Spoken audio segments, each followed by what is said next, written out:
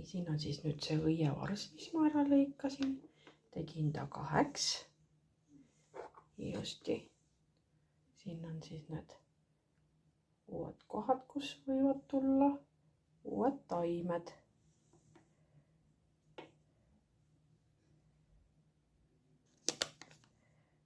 Vaatame, paneme ta siin sambla ümber ja siis panen ta siia pudelisse. Natuke vett alla ja kile peale. Nii, panin ta siis nüüd siia pudeli sisse ära need õievarred. Ja alla ma panen siis seda sama riisivett, olen natukene siis sinna alla. Ka mitte palju. Natukene, et oleksid siis, hoiaks niiskust.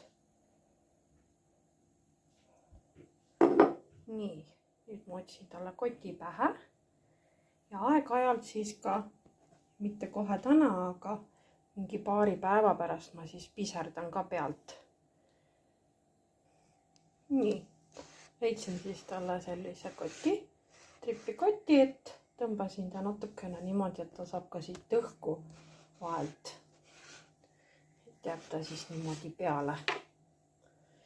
No vaatame, see on jälle leitud üks nipp internetist. Nii et vaatame, kas siis ka see toimib.